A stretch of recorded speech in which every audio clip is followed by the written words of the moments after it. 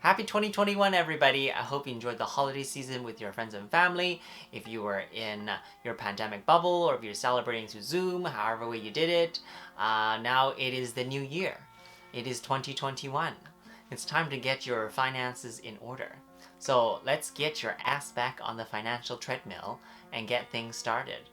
There's lots to talk about. Tax season is in full swing. RRSP season is in full swing. So naturally, today's topic is going to be about RRSP. Welcome to another episode of Money Talk with Hermie. If you're new to the channel, welcome. My name is Herman, but everyone calls me Hermie here. I'm just basically a guy that talks about personal finance and all these little nitty-gritty things that you may have not heard about or your advisor haven't told you about. So welcome to my channel. Today's topic is going to be about RRSPs. $5, you don't know what RRSP stands for. And it doesn't matter if you win or lose, you're giving me $5. Help a boy out. Alright, so an RRSP stands for Registered Retirement Savings Plan. It is one of the few government registered accounts to help Canadians save. The goal of it is preparing Canadians for a long-term savings plan as well as for their retirement. So there are a few important details that I need to cover on what an RRSP is. So make sure you guys are paying attention, right? So first of all, we're gonna be covering about taxation. So there are two things that are certain in life, all right? Taxes and death. We don't know when we're gonna die, so we're just gonna keep that on the side. But taxes, basically you pay when you are alive, when you are sick, when you are sleeping, and when you die. So even when you die, you still have to pay taxes, all right? You can't get away from the CRA. They know everything. So then we have contribution room. There are certain limits to how much you can contribute to this account, as there are age limits as well. We have the home buyers plan. We have the lifelong learning plan as well, with what kind of investment options you can hold within an RRSP.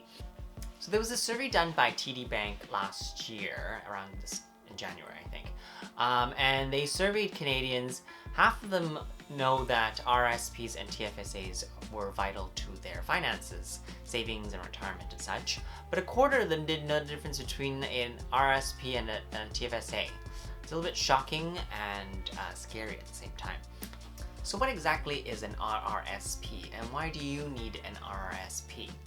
An RRSP falls under the umbrella term of an RSP. I know, it gets a lot of R's. Sometimes you might hear financial institutions interchangeably use both terms, an RSP for an RRSP and vice versa. Technically, they're not the same thing. An RSP is like an umbrella term for a host of other types of different products. It stands for Retirement Savings Plan. An RRSP would go under an RSP. A tax-free savings account would also go under that term as well, because it's helping you save for retirement. So the primary objective for an RRSP is for your retirement. But there's also other types of advantages that you can take with an RRSP, such as taxation. And that is another major selling point on why you need an RRSP. Money that goes into an RRSP is pre-tax, meaning that it is not taxed before it goes into an account. More on that on withdrawal a bit later, right? So when I mentioned that your contribution is pre-tax, like the money going in has not been taxed yet, it's partially correct. Right, so look at it this way. When you get a paycheck, that's your income, a portion of that goes to income tax, but you don't pay all the tax on that right away. The government is basically saying like, okay, we'll just take a little bit of tax right now. You get to keep the rest of the paycheck, and when tax season comes, we'll sort it out all later. What happens is when you put a contribution into the RSP, it generates a tax refund. So technically it's your money, basically. So for instance, if I made an income of $50,000 and I placed in $1,000, that $1,000 would effectively reduce my income tax from $50,000 to $49,000. So then instead of taxing me at full $50,000, they would only tax me at $49,000. And your refund is basically taxes that they've already collected before and they're just returning it to you. Another word on taxation, because it's heavily correlated with how an RRSP works, is that we use something called a progressive tax system here in Canada. Basically what that means is your income gets taxed upon different levels hitting that certain tier. So for instance, the federal tax chart, I'll put it over here. The first $48,535 would be taxed at 15%, and then anything from the $48,536 to up to $97,069 would be taxed at 20.5%. That would be tier 2, and then there's a tier 3 and tier 4, so on and so forth. Depending on where you live, the provincial and territorial tax system is exactly the same. Okay, so this is the provincial chart for BC, since that's where I live. Your first $41,725 is taxed at 5.06%, and then anywhere from $41,726 up until $83,451 would be taxed at 7.7%. So say, sorry about that. So say that you made a $50,000 income. On the federal level, your first $48,500 would be taxed at tier 1, and then whatever is left over would be taxed at tier 2. So it wouldn't be your whole $50,000 being taxed at 20.5%, it's just a small portion of it. Whatever has hit that threshold would be taxed at that level. Same thing with the provincial tax system. You're not all your $50,000 is going to be taxed at 7.7%. Only a small portion, whatever is left over, is being taxed at that level. That's why I said earlier that the RRSP and how much you get taxed is heavily correlated with each other. So you might have heard other people say like, oh yeah, you just need to put money in your RRSP and then it can actually bring you down a tax bracket.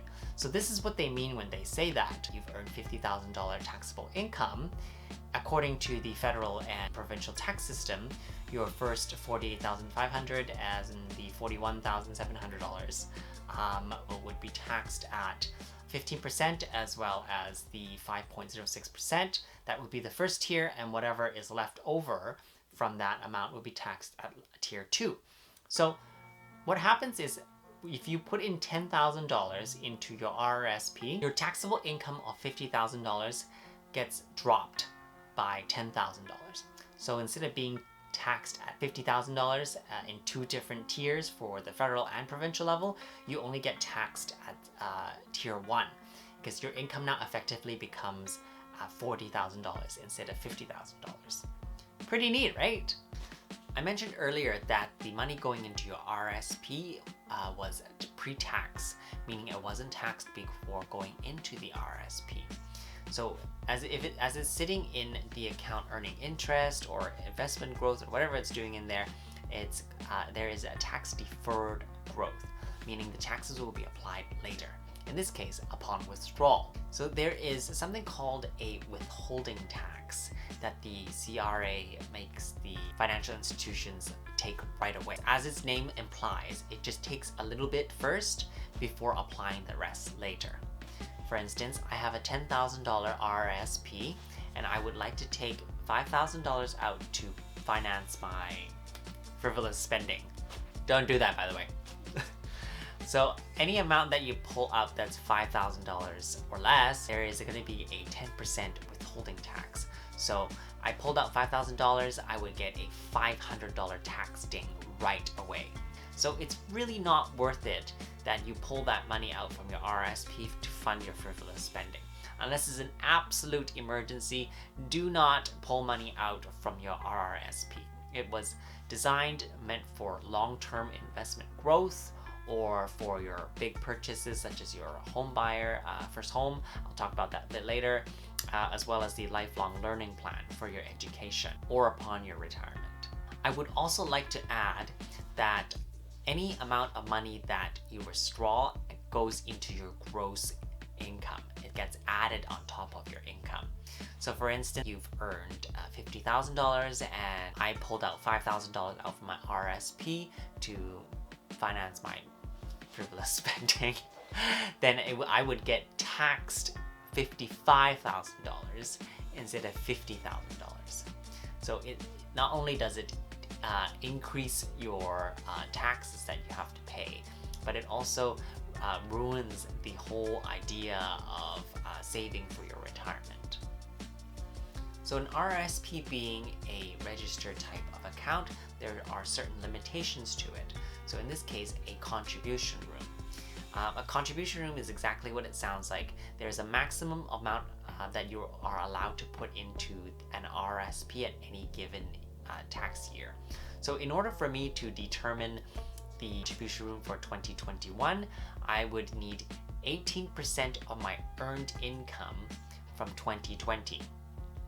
Or it is a set amount that's determined by the CRA. So for instance, 2020's contribution limit would be $27,230. So that would be the absolute maximum that I am allowed to put into my RRSP, or 18% of my earned income. It's one or the other. You can't have both. So what about contribution rooms that I did not use up from the previous years? Does that carry forward? Yes, it does carry forward. So for instance, in 2019, I had a contribution room of $10,000 and I only placed in $5,000. Okay, the extra $5,000 room would carry forward into 2020.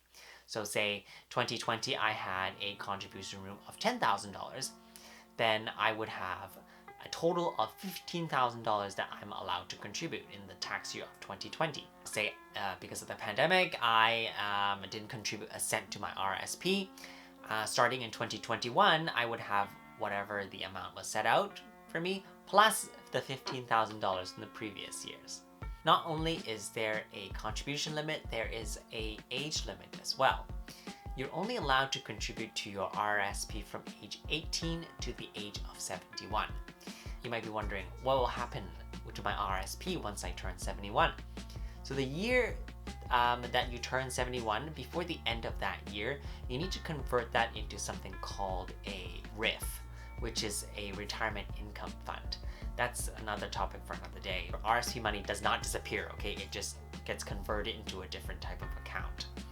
So I wanted to briefly touch base on investments. You can actually hold a variety of investments and assets inside your RRSP without being taxed right away. So that's what a registered account does. It tax shelters your growth, and then it kind of compounds over time. In this case, it's a tax deferral. As I mentioned earlier, it's tax later, which is upon withdrawal. One of the things that RRSP beats out on a TFSA is that there are no US withholding taxes on your investments. So say you have a US stock that pays a dividend, then that dividend doesn't get a foreign withholding tax. Whereas if that same stock was held inside a TFSA, it will have a foreign withholding tax.